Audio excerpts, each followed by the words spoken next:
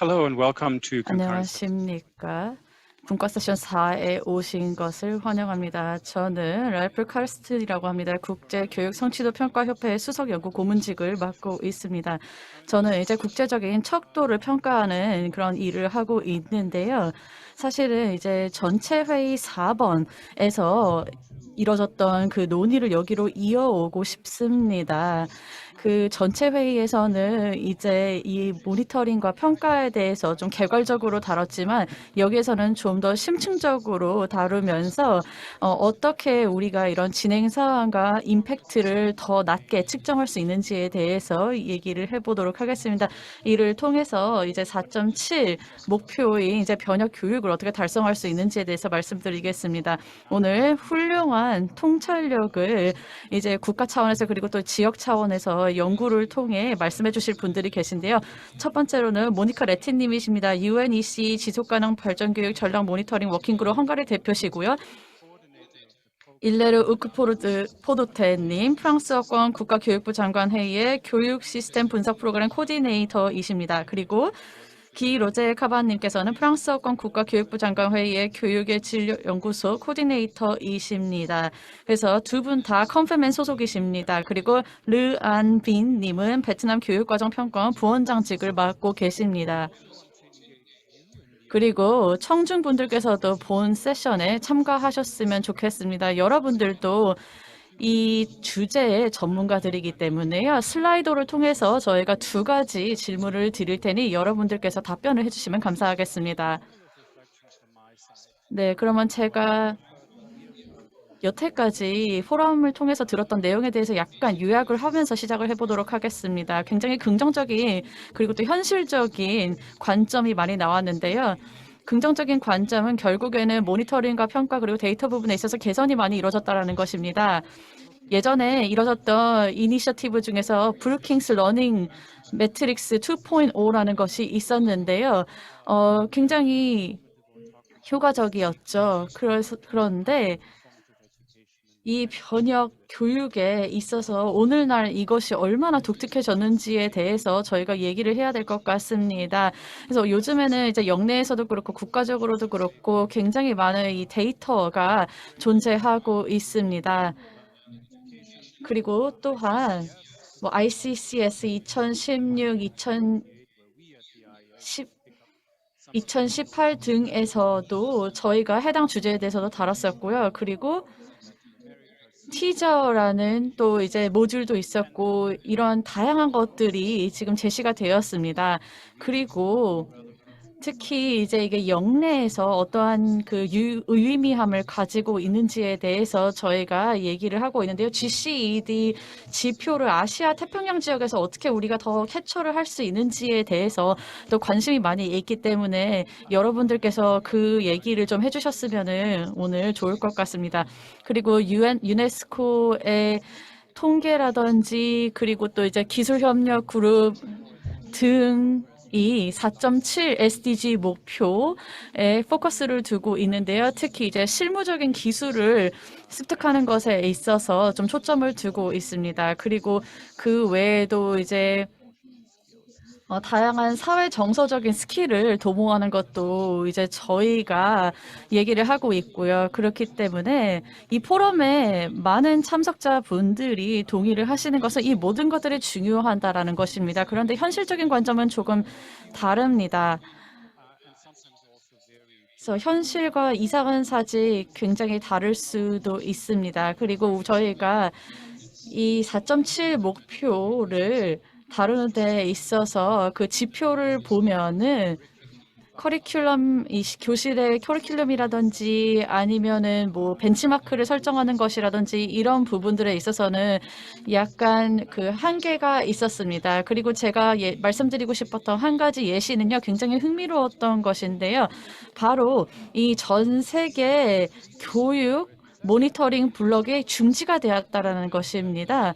특히 이제 커리큘럼에 있어서의 인풋이 이제 위에서 아래에서 흐르는 어떻게 보면 낙수 효과식으로 선생님에서 학생들에게 제대로 전달이 되지 않는다라는 것입니다. 호주의 경우 그랬었고요. 그렇기 때문에 이러한 그 변혁 교육에 대한 부분이 이제 공정하게 이루어지지 않다라는 것을 저희가 알 수 있었습니다. 그리고 앞서 얘기가 있었지만 저희가 뭐 이제 그 정치적인 문제에 대해서도 얘기를 했었습니다. 많은 사람들이 변혁 교육이란 굉장히 어려운 것이다라고 얘기를 합니다.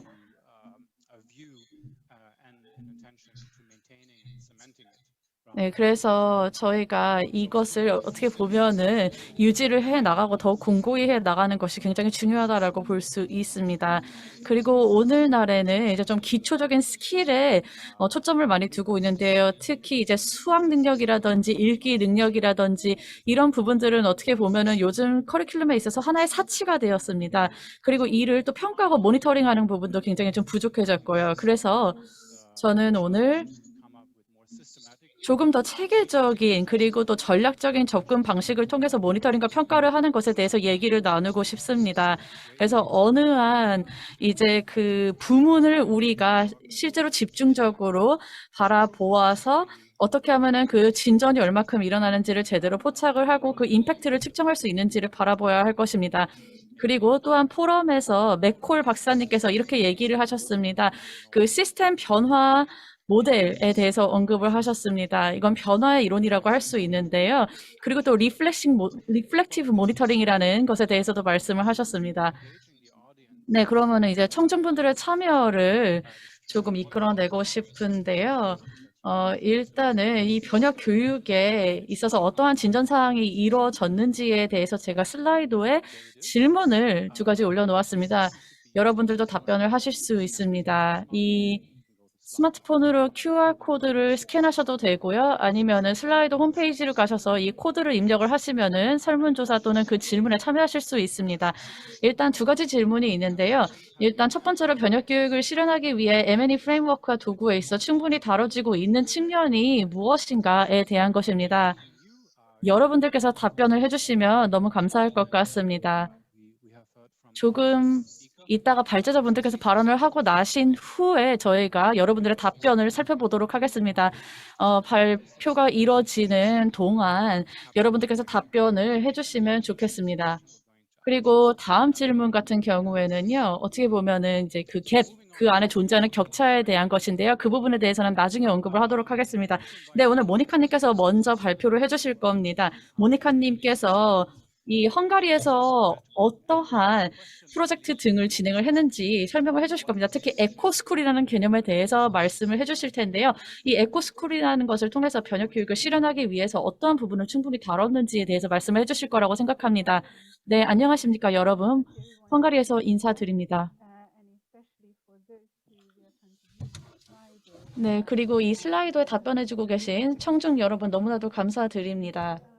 답변이 굉장히 기대됩니다. 네, 저는 오늘 헝가리의 경험을 통해서 발표를 하고자 합니다. 커리큘럼 개발 등에 있어서 저희의 경험이 도움이 되리라고 생각을 합니다. 자랑스럽게도 저희는 올해 글로벌 교육 네트워크 유럽으로부터 상을 받았습니다. 정말 저희에게 우수한 선생님이 있다라는 것을 인정하는, 그리고 또 우리 헝가리의 그 에코스쿨이라는 개념이 성공적이었다. 그리고 굉장히 많은 학부모와 학생들이 여기에 참여하고 있다라는 것을 인정하는 그런 인증서입니다. 보시다시피 지속 가능성, 협력, 지역 학습, 학교 교실 대 태도 등에 대한 것인데요. 발표에 본격적으로 들어가기 전에 이것이 어떻게 진화해 왔는지에 대해서 간략하게 설명드리고자 합니다. 저희가 21년 전에 시작한 이니셔티브인데요. 맨 처음에는 그 규모가 굉장히 작았습니다. 처음에 개발되었을 때는 에코스쿨이라는 것이 20개밖에 없었습니다. 그러니까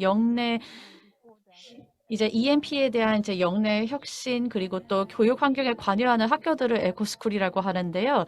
에코스쿨들끼리 이런 네트워크를 구축하기로 했습니다. 그래서 교육부에 연락을 해서 지원을 받았습니다.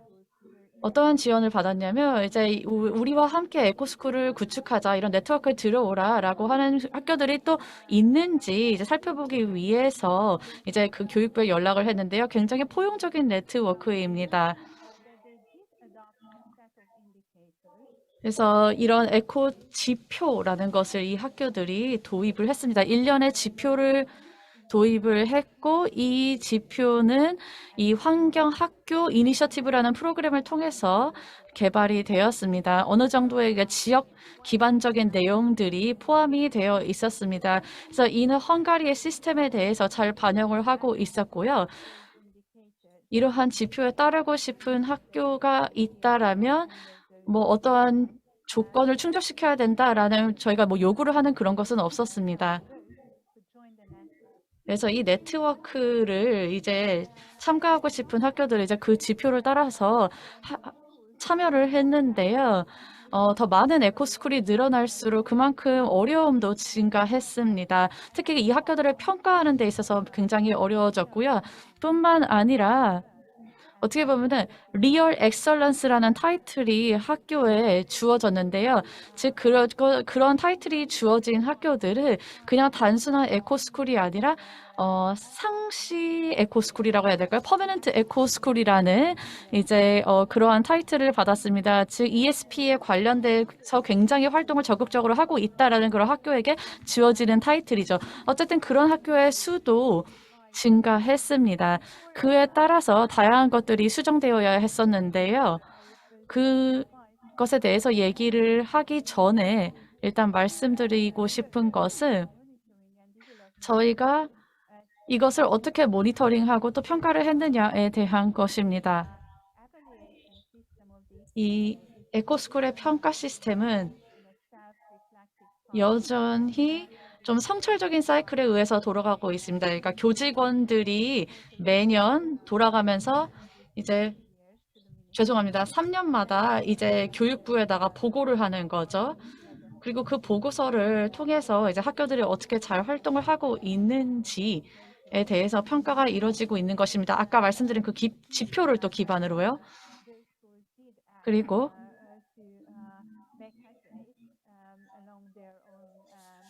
이러한 학교들은 또 자신만의 타겟을 이제 설정을 하였고 그 타겟이 달성되었을 경우 이 에코스쿨이라는 타이틀이 주어졌습니다. 네, 그래서 에코스쿨에는 이러한 모델이 있습니다. 일단 학교 공동체 내에서 강력한 협업을 도모합니다. 이는 우리가 실천을 하는 데 있어서 정말 큰 도움이 됩니다. 선생님들이 이 에코스쿨에서 어떻게 가르치고 있는지에 대한 연구를 보면 이런 변혁 교육을 실천하려면 선생님들은 이 홀스쿨 접근 방식이 있어야 된다라고 얘기를 합니다. 예를 들어서 저희가 활동을 한다라면 다양한 과목의 선생님들이 협업을 해야 된다라고 얘기합니다. 특히 중고등교육에서요. 그래야만 우리가 학부모 심지어는 학생들의 할머니 할아버지조차도 여기에 관여시킬 수 있습니다. 그래서 이것은 결국에는 그 세대 간을 통과하는 그런 교육을 도출해낼 수 있다라는 그런 결론을 저희가 볼 수 있습니다. 그리고 또한 지역사회의 다양성을 가치와 자원으로 바라본다는 것이 에코스쿨의 특징이고요. 그리고 환경적 가치와 자원에 감사한 마음을 가지고 책임감 있게 행동하기 위한 지식을 함양하고 모델을 구축합니다. 그리고 아까 말씀드렸듯이 홀스쿨 평가 기준이 있기 때문에 그 기존 사이클에서 제대로 달성하지 못한 것들이 있으면 그 이후 사이클에서 달성을 할 수 있게 됩니다.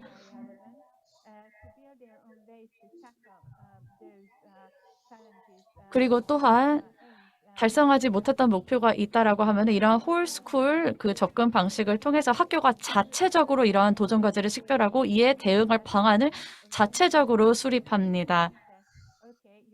그렇기 때문에 아무도 이 학교가 실패했다고 평가를 하지는 않습니다. 이 지표에 따르면은 당신들이 실패했다라고 하는 것이 아니라 어떻게 보면은 이 학교들은 이제 자체적인 그런 대응 방안을 수립함으로써 자체적으로 자신들의 성공을 이끌어낼 수 있습니다.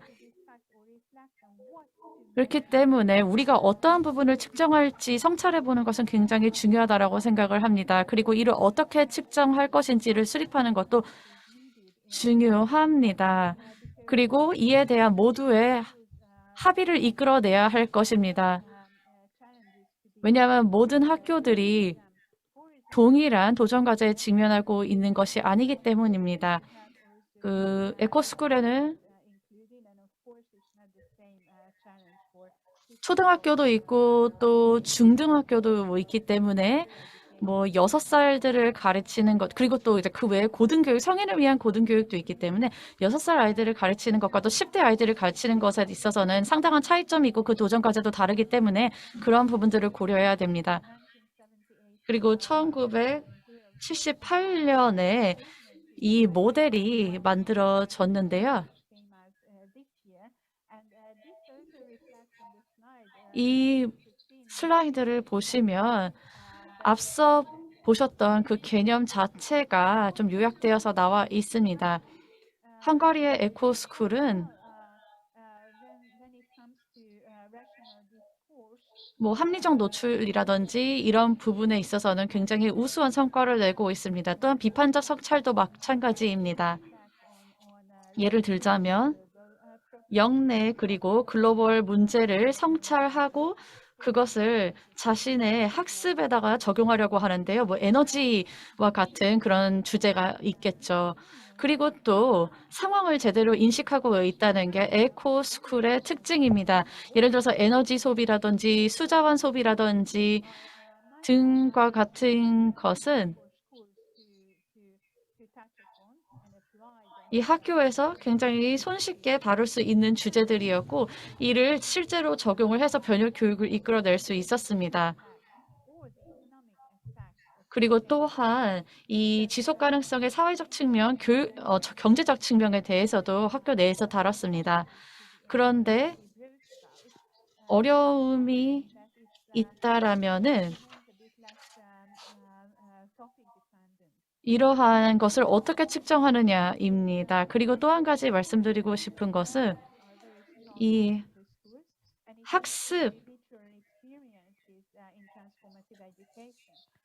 학습이라는 것이 사실은 경험을 바탕으로 이루어져야 합니다. 이에 대해서는 굉장히 좋은 지표가 실제로 존재를 하고 있습니다. 그 지표를 통해서 사회 정서적인 요소들을 저희가 측정할 수 있습니다. 그리고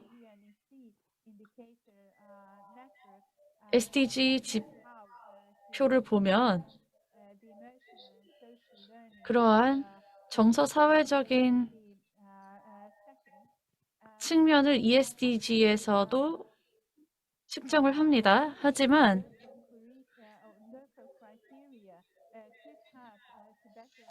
그 로컬 지역 부분에서 기준을 자체적으로 세워서 이러한 것들이 어떻게 실현되고 있는지를 또 측정하는 것도 중요할 것 같습니다. 헝가리에서는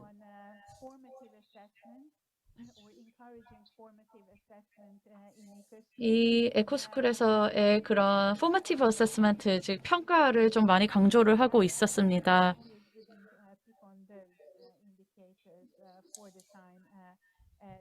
그리고 이러한 에코스쿨 같은 경우에는 탐색적 학습이라든지 혁신이라든지 그 이전 세션에서 언급이 되었던 그런 내용에 있어서도 강점을 보이고 있습니다. 그래서 다음 슬라이드로 넘어가도록 하겠습니다. 그래서 지금 네트워크가 이렇게 늘어나고 있는 것을 보실 수가 있죠. 이렇게 네트워크가 확대가 되면은 그만큼 연구가 많이 진행이 되어야 합니다. 그래서 앞서 이것이 잠깐 언급이 되었지만 연구를 하는 것은 정말 중요합니다. 그런데 이런 질적 연구 같은 경우에는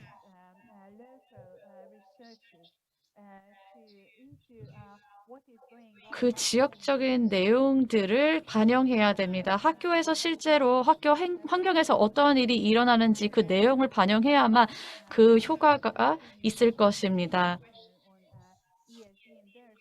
헝가리 같은 경우에는 이제 ESD에 대한 25개 문항이 있는 그 설문조사를 학생들이 답변을 했는데요. 이제 그런 설문조사 내용도 그 결과도 중요하지만 그 학교 자체의 환경을 저희가 실제로 살펴보면은 그 설문조사에서 우리가 파악할 수 없었던 것들을 많이 볼 수 있습니다. 그렇기 때문에 그러한 부분들이 연구에 반영이 돼야 된다라고 생각을 합니다. 연구를 통해서 선생님들께서 배울 수 있는 것이 굉장히 많습니다. 그리고 아까 말씀드렸듯이 에코스쿨의 수는 계속해서 증가하고 있습니다. 근데 그와 동시에 스쿨 학교 리더들이 수가 감소하고 있다는 것을 알 수 있었기 때문에 이 부분도 저희가 고려를 해야 될 것입니다. 그래서 우리가 이제 변혁 교육에 그만큼 많이 투자를 해야 된다라는 점을 제 발표를 통해서 이제 이해가 되셨으면 좋겠습니다. 네, 모니카님 정말 감사드립니다. 모니카님께 던질 질문이 굉장히 많습니다. 그 네트워크에 대해서 말씀을 해주셨는데요. 이러한 네트워크에 대한 연구를 기반으로 실제로 어떤 부분들이 증진이 되었는지 이제 저희가 많이 볼 수 있을 것 같습니다. 그런데 말씀하셨듯이 이제 양적 연구 같은 경우에는 이제 그것이 포착할 수 있는 게 제한적이기 때문에 질적 연구 측면에서의 연구가 이루어져야 한다라는 것을 말씀을 해주셨습니다. 그래서 질적과 양적 연구가 어떻게 보면 다 학문적으로 이루어져야 된다는 부분을 말씀해 주셨습니다. 앞서 세션 1에서도 이 부분이 언급이 되었죠. 네, 감사드립니다. 조금 이따가 좀 더 심층적으로 이 주제를 다루도록 하겠습니다. 네, 슬라이도의 결과를 한번 살펴보도록 하겠습니다.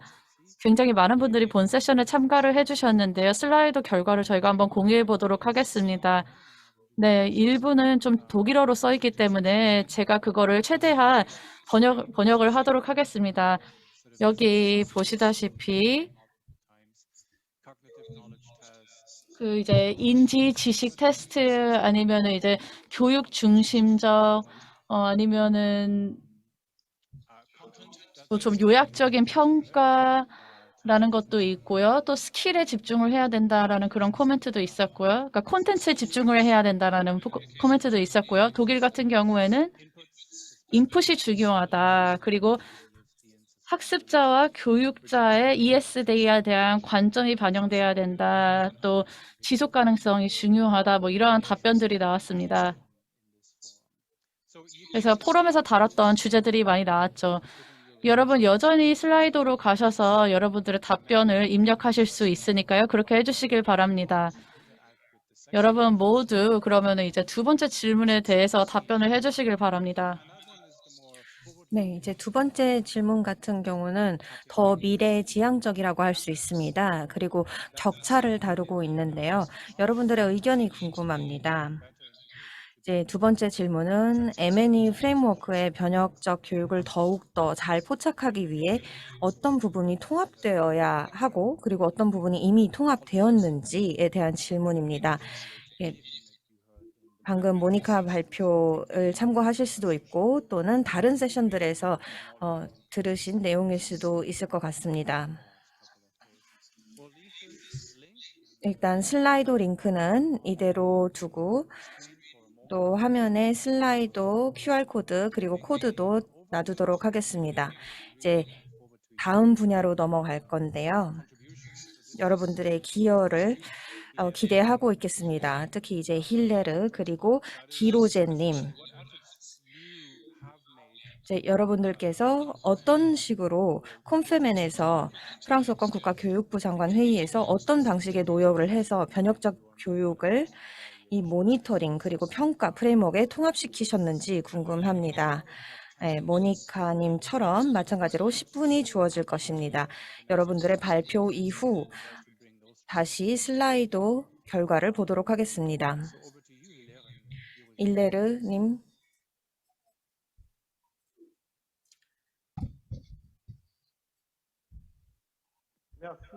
네, 감사합니다. 네, 과장님 감사합니다. 감사합니다. 좋은 질문 던져주셔서 네, 감사합니다. 이번 세션에 참가해 주시는 본 모든 세션에 분들께 참여하게 되어서 감사드립니다. 굉장히 본 기쁘게 세션이 굉장히 생각합니다. 중요한 것 같습니다. 여러분들도 다 아시다시피 아시다시피 이 변혁적 교육은 교육이라는 것은 굉장히 학습자 주교하고 기반으로 그리고 이루어져야 능력 하고 향상, 그리고 학습자의 사람들의 태도, 지식, 학습자들의 역량 모든 것이 태도가 평가되어져야만 굉장히 합니다. 중요하고 그리고 또 이제 글로벌 이거는 이슈 뭐 기후 같은 변화 것도 문제라든지 포함시키는 것이 아니면 굉장히 중요합니다. 글로벌 문제 빈곤, 모든 기후 것들이 문제 다 등등이 있겠죠. 다뤄져야만 합니다. 저희가 콘페멘에서는요.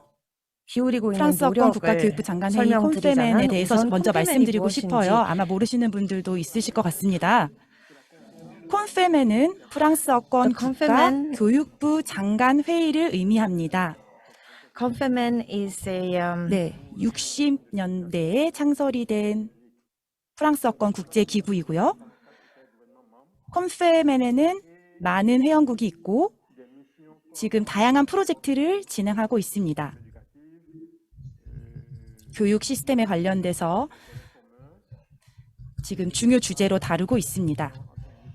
그리고 교육부 장관 회의를 정기적으로 개최함으로써 좀 더 나은 교육 정책을 펼치고자 노력을 하고 있는 기구입니다. 네, 콘페멘은 다양한 대화, 포럼, 고위급 대화, 그리고 국가 안에 또 그다음에 국제 간의 다양한 대화와 토론을 통해서 보다 나은 교육 정책을 펼치고자 노력을 하고 있습니다. 그리고 콘페멘에서는 파색이라고 불리는 교육 시스템 분석 프로그램을 시작을 했습니다. 이게 바로 학습에 관련된 평가 분석 프로그램입니다. 네. 이 파색 교육 시스템 분석 프로그램을 통해서 우리가 교육의 질을 측정할 수가 있습니다. 그리고 교육 시스템의 환경도 측정을 할 수가 있습니다. 그래서 2014년에 첫 파색을 시행을 했습니다. 그래서 주제별로, 국가별로 교육 시스템 분석을 했고요. 그리고 동남아시아에서도 네, 캄보디아와 같은 그런 아시아 국가뿐만 아니라 사하라 이남 지역에서도 평가를 실행을 했고요. 그 다음에 2014년에는 첫 번째 평가를 저희가 진행을 했습니다. 그래서 국제적으로 평가를 했는데요. 그 다음에 2019년도에 2차 평가를 국제적으로 진행을 했습니다. 파색이 저희가 이제 역량을 평가를 한다고 말씀을 드렸는데요. 그 초등학교 교사들의 그런 역량과 그리고 특히 국어, 언어 능력과 수학을 평가를 합니다. 그리고 학습 성취 관련해서 교수법이나 아니면은 그 교사들의 어떤 그런 교사 역량도 평가를 하고요. 최근 평가 결과를 보면 아직도 가야 할 길이 멀다라는 것을 저희가 알 수가 있었습니다. 2019년 한 평가 결과에 따르면 저희가 교사를 좀 더 심도적으로 평가를 하려고 했고요. 좀 그것을 위해서 정보를 좀 더 많이 수집을 하고요. 그 다음에 좀 더 많은 인디케이터들을 저희에게 제공을 해가지고 평가 인디케이터를 좀 더 구체적으로 하고 근무 환경이나 교사들의 어떤 환경도 좀 평가를 해보려고 노력을 했습니다. 그리고 유네스코의 도움을 받아서 저희가 2019년도에 이제 평가에 좀 같이 도움을 받았습니다. 그리고 지금 현재 2019년을 바탕으로 모든 어떤 나라들, 세계 여러 나라들에 적용할 수 있는 평가 모델을 어떻게 만들 수 있을 것인가를 고민하는 것이 앞으로의 어떤 과제라고 생각을 하고요. 저희가 뭐 SDG 4.7을 달성하기 위해서 함께 노력을 하고 있는 차원이기 때문에 같이 함께 노력하는 차원에서 어떤 앞으로의 길을 찾아가는 것이 중요하다고 생각합니다. 그래서 저희가 디스커션을 통해서 내지는 회의를 통해서 더 나은 어떤 방안을 찾을 수 있을 것이라 생각을 되고요. 컴패맨의 어떤 전략도 미래 전략도 여러 나라들과의 협의를 통해서 더 같이 구체화시킬 수 있을 것이라 생각이 들고요. 그리고 2024년에 저희가 새로운 평가를 3차 평가를 할 예정입니다. 그래서 이 2024년에는 데이터에서 발생하는 어떤 격차를 좀 해결하고자 하는 것이 저희가 지금 설정하고 있는 목표이고요. 그 다음에 4.1 인디케이터 관련해서도 저희가 거기에 알맞는 어떤 조치를 취하는 것이 저희 목표로 지금 들어가 있습니다. 그리고 4.7 관련된 평가 인디케이터도 지금 현재 버전보다는 조금 더 이제 심도 깊게 마련을 할 수 있도록 노력을 하고자 합니다. 그 다음에 지금 현재 교육 시스템 관련해서 지금 진행되고 있는 여러 가지 논의들이 많이 있는데요. 그 여러 액션에 대한 결과를 저희가 잘 보고 그것을 반영을 해가지고 저희가 지금 현재 어려움을 겪고 있는 격차 관련된 문제를 조금 해결하고자 하는 것이 저희가 생각하고 있는 것입니다. 예, 기로제님께 저희가 발언권을 넘겨서 조금 더 설명을 들어보도록 하겠습니다. 감사합니다. 감사합니다. 일레르님 감사드립니다. 제가 조금 더 구체적인 포인트를 얘기를 하면요. 빠섹 같은 경우는 2016년에 저희가 이제 컴패맨 차원에서 OQE라는 프랑스어권 국가교육부 장관회의 교육질 연구소라는 걸 창설했습니다. 그래서 빠섹하고 함께 업무를 할 수 있도록 협업을 하고 있는데요. 그래서 이 변혁 교육 관련해서는 저희가 지금 현재 연구를 진행을 하고 있습니다. 분야별로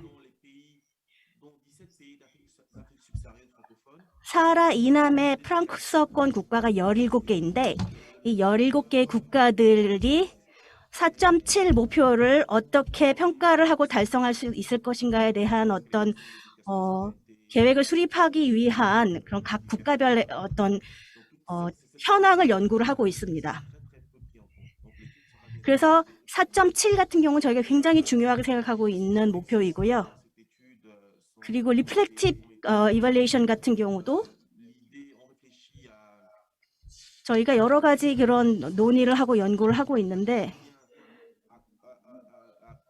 이 차원에서 저희가 생각했을 때는 저희가 사실은 이 국가들마다 어떤 이 4.7 목표에 대한 이해도가 다르고 또 어떤 리플렉티브 평가 방법의 이해도가 다릅니다. 그래서 변혁 교육이라는 것이 정확히 무엇이고 어떻게 이해를 해야 하는가라는 것을 저희가 잘 전달할 수 있도록 연구를 진행하고 있고요. 그 다음에 국제 시민교육 관련해서도 저희가 연구를 진행을 하고 프랑스어권 국가들과 함께 협업을 하려고 노력하고 있습니다. 그리고 지역적으로 그리고 국가적으로 그리고 국제적으로 나아가서는 이런 것들이 적용될 수 있도록 노력을 하고 있고요. 일레르님이 인디케이터를 통합을 한다라는 것을 말씀을 해주신 것 같습니다. 그래서 저희 평가 관련해서 어떻게 인디케이터를 통합할 것인가 라는 것을 저희가 또 굉장히 좀 우선순위로 저희가 특히 이제 분야별로 각 국가가 이것을 중요하게 생각해야 된다라는 것을 저희가 중요하게 지금 현재 하고 있고요. 그래서 이런 차원에서 각각의 국가들을 지원해야 된다라는 것이 저희 입장입니다. 특히 방금 말씀드렸던 그 부분을 통합하는 것을 인티그레이션 하는 것을 인디케이터들을 인티그레이션 하는 것을 매우 중요하게 생각해야 된다라는 것이 사실 저희 입장이고요. 그렇게 해서 그렇게 해야만 어떻게 보면 그 교육 시스템을 잘 평가할 수 있지 않나라는 생각이 듭니다. 그래서 일레르님을 조금 더 보충해서 설명을 드렸습니다. 감사합니다.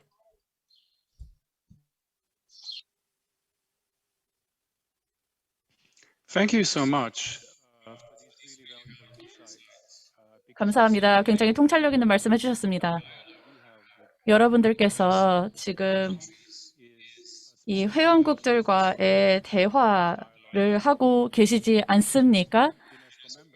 그리고 또 유네스코 회원국들 간에도 이런 유사한 대화가 이뤄지고 있고요. 그리고 라틴 아메리카 국가에서도 유사한 대화가 이뤄지고 있습니다. 라틴 아메리카 국가들이 이제 모여 이러한 목표의 중요한 측면이 무엇인지를 파악을 한 다음에 어떻게 이것을 모니터링을 할 것인지, 어떤 지표를 도입할 것인지에 대해서 논의를 하고 있습니다. 이것을 저희 커리큘럼 프레임워크에 특히 명확하게 반영이 되어 있다고 생각을 합니다. 시간이 조금 남아 있는데요. 프랑스어권 국가에서는 이러한 대화가 실제로 어떻게 이루어지고 있는지 좀 구체적으로 말씀해 주실 수 있을까요? 아까 전체 회의에서도 잠깐 언급이 되었는데요. 아까 이제 이 4.7 그 변혁 교육이 무엇인지에 대해서 각 국가마다 이해하고 있는 수준이 조금 다르다고 얘기를 하셨는데 그에 대한 대화가 어떻게 이루어지고 있는지 그리고 컨페멘과 파섹이 어떻게 그런 대화를 위한 플랫폼으로서 역할을 하고 있는지에 대해서 좀 말씀해 주시겠습니까? 일리언님?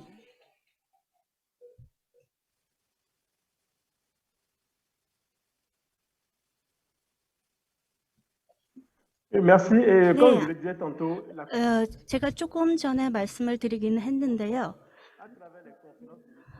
저희가 이제 이 교육부 장관 회의입니다. 그래서 회의가 이제 2년마다 한 번씩 개최가 되는데 그 장관들이 모여서 이제 모여서 이제 회의를 하게 되죠. 중요한 내용에 대해서.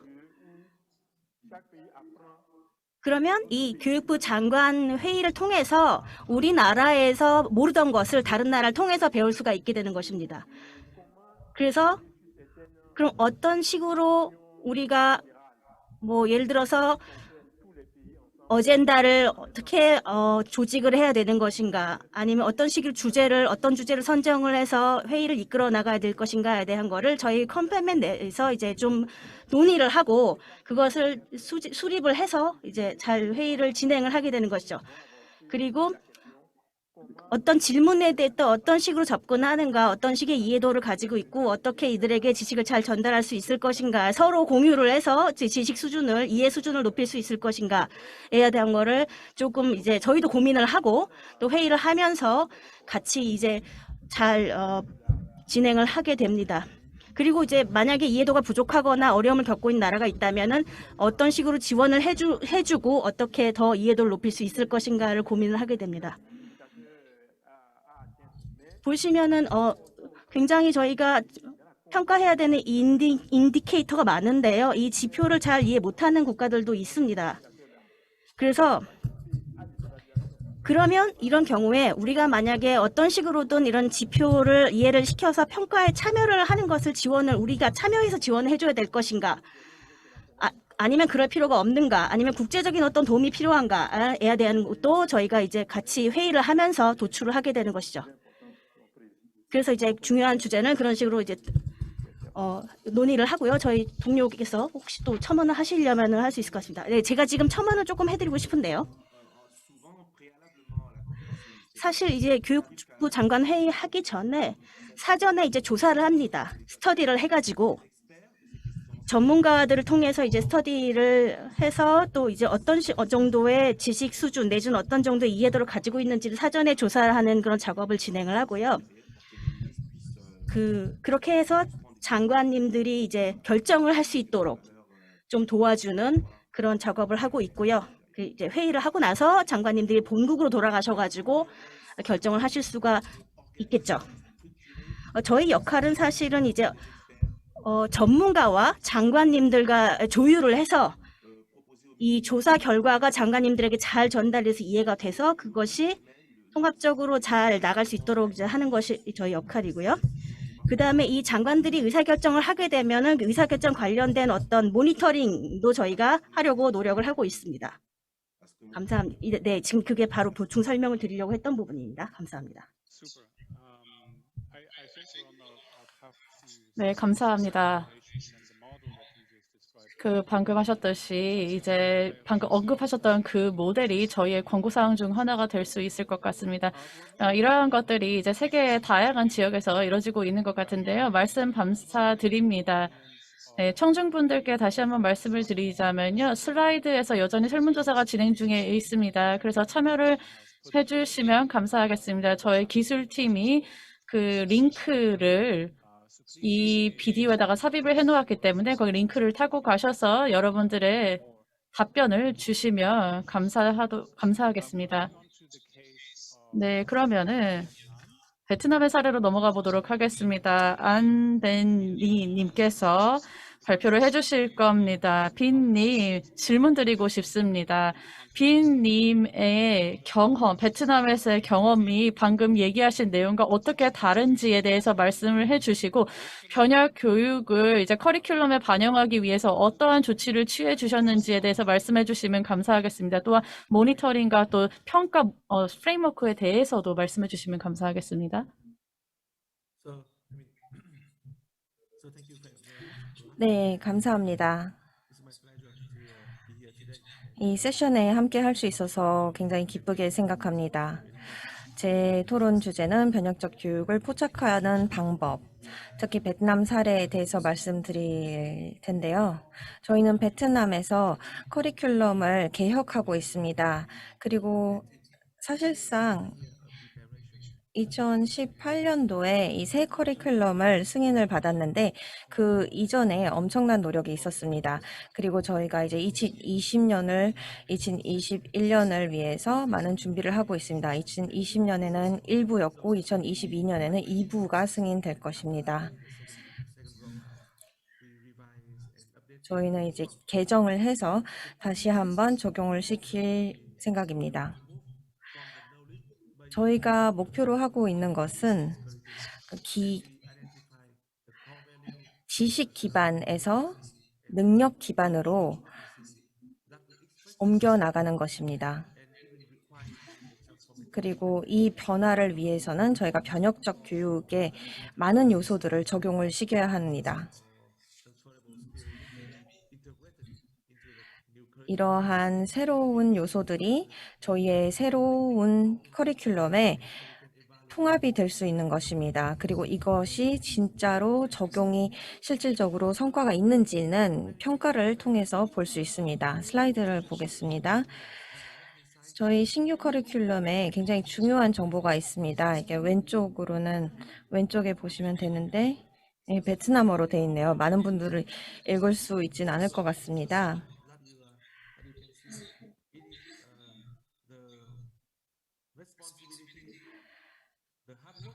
책임감, 성실함, 애국심, 박의 정신 등등 같은 것들이 요구가 됩니다. 또한 세 개의 능력 같은 경우는 소통과 협력, 문제 해결, 창의성, 그리고 독립성과 자기주도 학습입니다. 이 지식 기반 같은 경우는 이제 정보통신 기술을 다루고 물리, 미학, 기술, 과학 정보를 다룰 수 있는 능력 등이 있습니다. 그래서 굉장히 포괄적이죠. 굉장히 야심차기도 합니다. 저희는 지식 기반에서 능력 기반으로 넘어가는 것입니다. 그렇기 때문에 훨씬 더 포괄적이고 통합적인 접근 방식이 필요합니다. 많은 국제 평가 프로그램을 살펴보면 그리고 예를 들어서 국제적으로 열리는 올림피아드, 과학 대회 같은 걸 보면 저희도 실제로 많은 좋은 성과를 내고 있는 걸 볼 수 있습니다. 하지만 아직까지도 많은 어려움이 있는데요.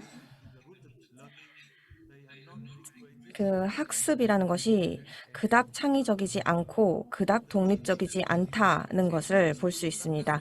우리가 원하는 만큼은 아닙니다. 그렇기 때문에 커리큘럼을 개선하려고 하는 것이죠. 이제 여태껏 저희가 몇 년 동안 어떤 노력을 기울여 왔는지를 살펴보도록 하겠습니다. 그리고 어떤 부분이 가장 어려웠는지 말씀드리도록 하겠습니다. 다음 슬라이드로 넘어가겠습니다. 보시다시피 저희가 저희 커리큘럼을 개정하려고 다시 보았을 때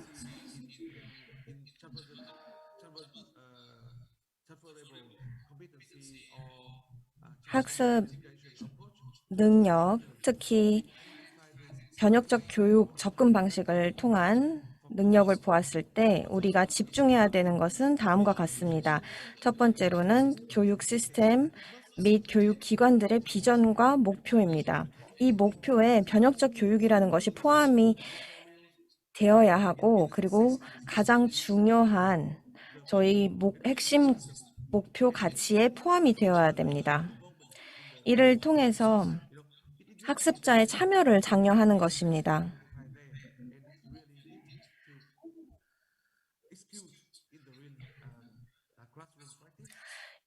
실질적으로 교실에서도 이러한 실천이 이루어져야 됩니다. 두 번째로 살펴보면 커리큘럼입니다. 커리큘럼은 학제 간 통합, 그리고 다양한 수준의 학습자를 위한 적절한 체험 학습 활동이 필요합니다. 그리고 이 기존 커리큘럼과 신규 커리큘럼에 많은 차이가 있습니다. 베트남에 2022년에는 한 개의 교과서가 있었습니다. 즉, 모든 학교들의 같은 교과서를 갖고 공부를 했습니다. 즉, 학생들은 이제부터는 새로운 커리큘럼을 통해서 다양한 교과서를 갖고 다양한 학습을 할 수 있게 되었습니다. 그리고 또 한 가지 중요한 것은 학습자가 참여하도록 장려를 해야 됩니다. 학교 또는 학외에서 이루어지는 다양한 활동에 학습자가 참여를 해야 합니다. 그렇기 때문에 저희는 교사님들, 선생님들의 교육에도 신경을 많이 쓰고 있습니다. 이 부분이 가장 어려울 것 같습니다. 그래야만 저희가 선생님들의 역량 강화를 해야만 학생들이 영향을 받을 수 있는 것입니다. 간혹 보면 학생들이 오히려 선생님들보다 더 준비가 된 경우도 있었습니다. 오히려 학생들이 새로운 학습 방법에 적응을 더 빠르게 합니다. 이러기 위해서 저희는 연구기관을 통해서 정책과 전략 개발을 합니다. 또한 교과서를 새롭게 만들고 있습니다. 이제 코로나 사태 동안 학습자들이 어떻게 온라인상 공부를 했는지에 대해서 말씀드리고 싶은데요. 그리고 또 학생들이 어떻게 평가받았는지 말씀드리고 싶습니다. 학생들은 굉장히 긍정적으로 이 학습 경험을 평가했습니다. 하지만 선생님들 입장에서는 온라인상 가르치는 환경을 오히려 더 부정적으로 평가했습니다. 즉, 학생들이 훨씬 더 빠르게 적응을 할 수 있다는 걸 볼 수 있죠. 그렇기 때문에 저희는 선생님들의 교육에 집중을 해야 된다는 것을 볼 수 있습니다. 또 이제 마지막으로 대중인식 제고에 대해서 말씀드리고 싶은데요. 다양한 채널을 통해 지식과 정보를 전달하는 것이 굉장히 중요합니다. 이렇게 해야만 일반 대중이 인식 그리고 참여를 높일 수 있습니다. 그리고 한 개념에 대한 같은 이해를 가질 수 있습니다. 왜냐하면 한 개념이어도 국가별로 다른 이해를 가질 수도 있는데요. 사실 베트남 내에서도 접근 방식이라든지 이해하는 방식이 다를 수도 있습니다. 그렇기 때문에 이 부분에 굉장히 집중을 해야 합니다. 자, 한 예시를 들고 싶은데요. 학습 콘텐츠 리스트를 만들었는데요. 특히 국가 차원에서 이루어진 프로젝트 관련한 콘텐츠의 목록을 만들었습니다. 베트남의 교육부에서 만든 콘텐츠인데요. 21세기 능력을 교실에 어떻게 적용시키는지에 대한 내용입니다.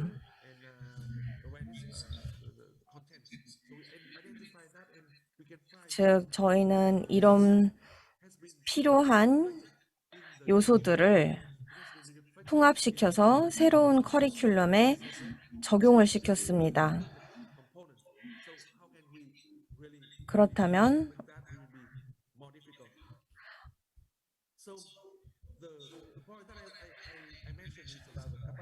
이제 제가 아까 역량 강화에 대해서 말씀드렸는데 역량 강화에 있어서는 세 개의 그룹에 집중.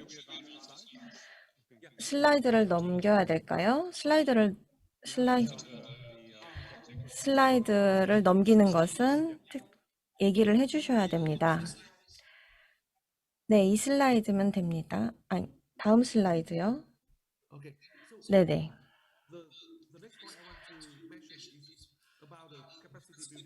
네, 역량 강화에 대해서 말씀드리고 싶은데요. 역량 강화가 성공적으로 이루어지기 위해서는 그리고 이제 새로운 커리큘럼을 성공적으로 전국적으로 적용시키기 위해서는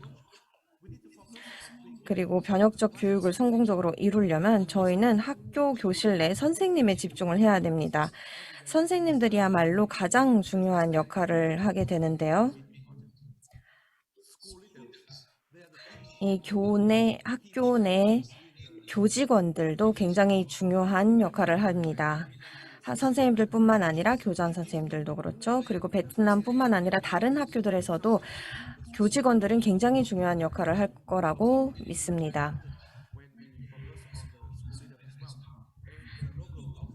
또한 지자체도 중요한 역할을 할 겁니다.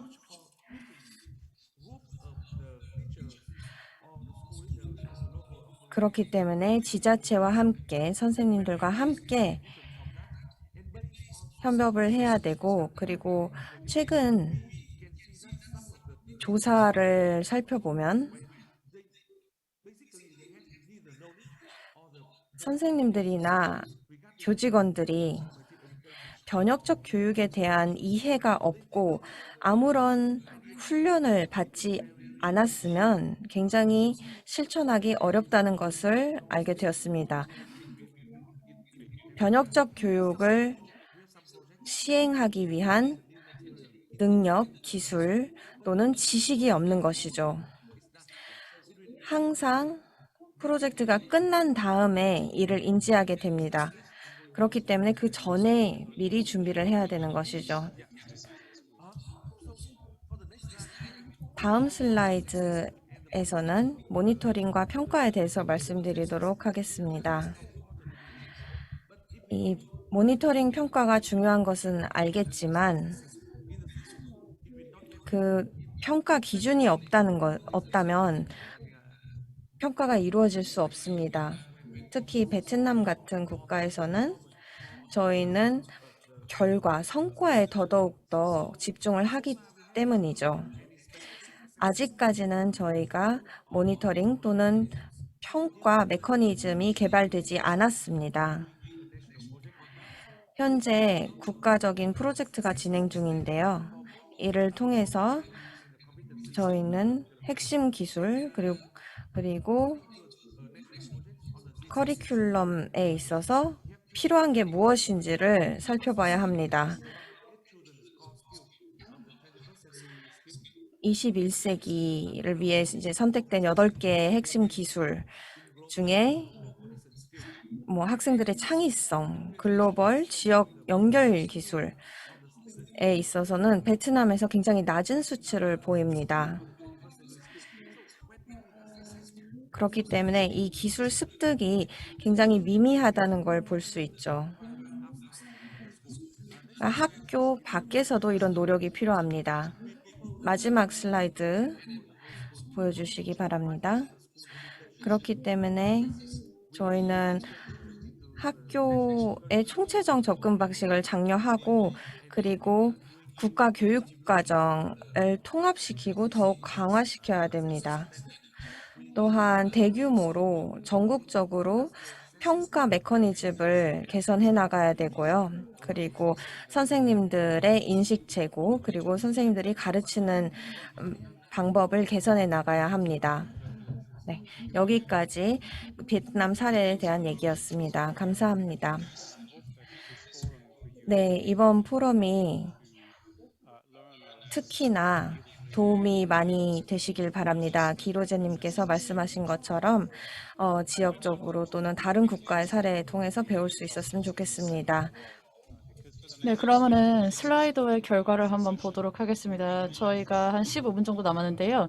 지금부터는 실제 여러분들로부터의 권고사항 그리고 청중들로부터의 권고사항에 대해서 좀 얘기를 하는 시간을 가져보고 싶습니다.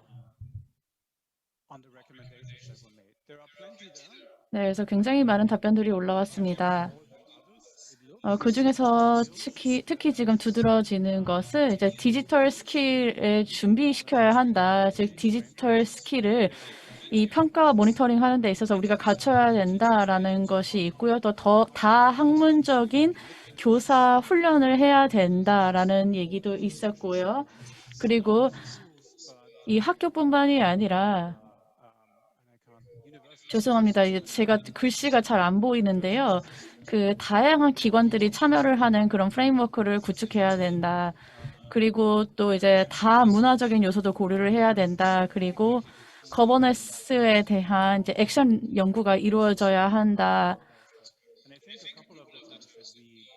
그리고 그 외에 저희가 논의하는 중에 얘기했던 내용들이 언급이 됐습니다. 뭐 사회 정서적 스킬도 있고요. 이 모든 것들은 결국에는 이제 모니터링과 그 평가 프레임워크로 이어지죠. 여러분들께서 지금 현재 진행하고 또 설계하고 있는 그런 에웨님 프레임워크와 굉장히 관련이 있는 내용들로서 이것을 어떻게 보면 좀 더 체계적으로 포용적으로 만들 수 있는 아이디어에 대해서 청중분들께서 말씀해 주시고 또 그 진행사항을 어떻게 우리가 더 잘 포착할 수 있는지에 대해서도 말씀해 주신 것 같습니다. 네, 저희가 슬라이드 결과를 그러면 화면에 이렇게 남겨두도록 하겠습니다. 그러면 지금 코멘트 부탁드립니다. 모니터링 특히 이제 우리가 변혁 교육을 캡처하는 데 있어서 그 모니터링과 평가 부분에 있어서 우리가 놓치고 있는 것이 있다라면은 그것이 무엇인지 좀 말씀해 주시고요. 이러한 격차 또는 갭을 우리가 메꾸기 위해서는 어떠한 점을 제안해 주실 수 있는지 말씀해 주시면 감사드리겠습니다. 네, 그래서 이제 유네스코 차원에서도 이 그 전체 회의 그리고 또 분과 회의들이 끝나면은 이제 저희가 얘기했던 내용들을 바탕으로 또 보고서를 작성할 예정이거든요. 말씀 부탁드립니다. 네, 모니카님. 네, 짤막하게 말씀드리겠습니다. 네, 그리고 저희가 이러한 그 지능적인 부분 그리고 가짜 뉴스 이런 것들이 다 디지털 스킬과 연결이 된 것이죠. 그래서 이러한 것에 대한 지표를 우리가 어떻게 고안해 낼지에 대해서도 논란이 굉장히 많습니다. 근데 결국에는 우리가 하나의 네트워크로서 통합이 되어야 된다라고 생각이 듭니다.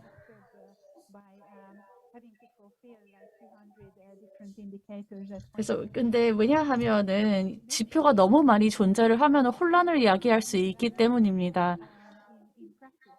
그래서 저희가 실제적으로 어떻게 이런 네트워크를 통해서 교류를 할 수 있는지를 고민해보고 서로가 서로를 보완해주는 역할을 어떻게 할 수 있는지에 대해서 고민해봐야 할 것입니다. 그리고 영내 협력을 강화하는 것도 굉장히 좋은 개입 방법이라고 생각합니다.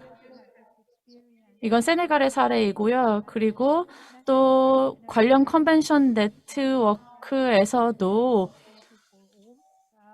선생님들이 모두를 위한 교육을 어떻게 제공할 수 있는지에 대해서 얘기가 오갔습니다. 그리고 강조하고 싶은 것은 체계적인 접근 방식인데요. 우리가 뭔가를 측정하고 평가하는 도구를 다 조화롭게 하고 통합하려면 모두의 노력이 필요하다는 점을 피력하고 싶습니다. 네, 모니카님 말씀 감사드립니다. 네, 그 채팅창에다가 이제 그 의견을 적어주셨습니다. 너무나도 감사드립니다. 네, 기로제님 말씀해 주시겠습니까?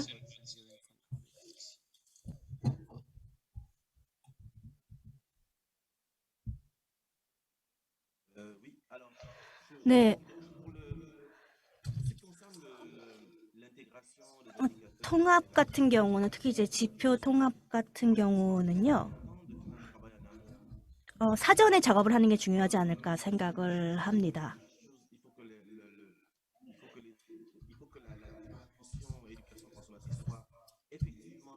변혁 교육이라는 것이 어떤 실제적인 디멘션으로 거기에 적용이 되려면은 사전에 벤치마킹도 하고 아니면 사전에 조사를 하거나 연구를 해가지고 다른 나라가 어떻게 이행하고 있는지를 미리 좀 연구를 해서 조사를 한 다음에 그 다음에 이제 저희가 국가 내에서 적절한 어떤 인디케이터나 이런 것을 통합을 하도록 해야 되지 않나 생각이 들고요. 그래서 그렇게 해야 좀 더 어떻게 보면은 좀 더 신뢰할 만한 또 일리 있는 어떤 인디케이터들이 나오지 않을까 생각합니다. 감사합니다. Thank you. 네, 감사합니다. 혹시 첨언해 주실 게 있나요? 윌레르. Oui, merci. 네, 감사합니다. 발언권을 주셔서 감사합니다.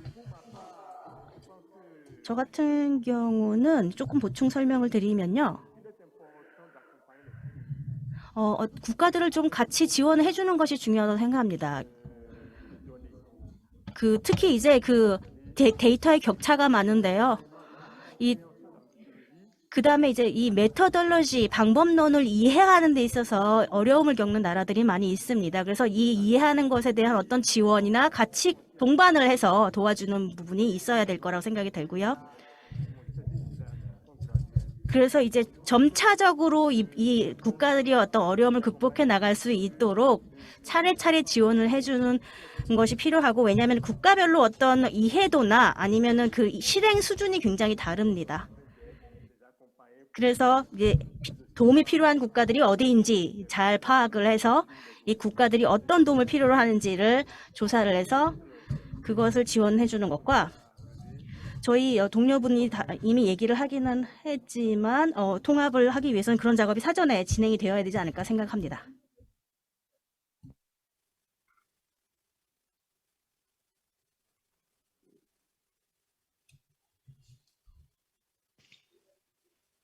Thank you so much. 네, 감사합니다. 그리고 마지막이지만 린님께서 이제 청중의 코멘트와 그리고 저희 동료들의 코멘트를 들으면 모니터링과 평가에 있어서 어떤 조언을, 어떤 권고사항을 주실 수 있을까요?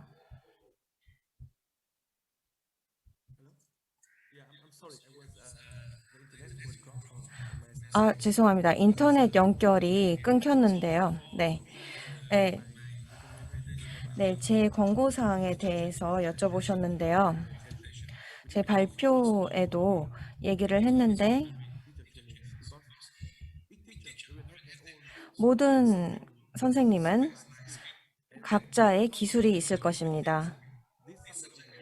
특히 이제 과목을 가르치는 선생님들은 이 과목의 컨텐츠와 지식을 전달하는 데 신경을 쓰죠. 그렇다면 선생님들을 훈련시키는 데 있어서 이제 과목 간 통합을 생각할 때 선생님들은 훈련을 통해서 더욱더 이제 모니터링과 평가의 중요성을 이해할 것 같습니다. 이를 통해서 학생들을 위해서 많은 노력을 할 수 있고, 제가 생각하기에는 선생님들의 역할이 제일 중요합니다. 네, 감사합니다. 혹시 추가적인 코멘트 하고 싶으신 분이 있을까요?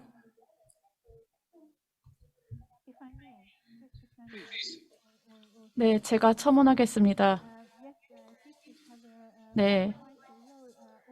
교사들도 정말 중대한 역할을 가지고 있는 것 같습니다.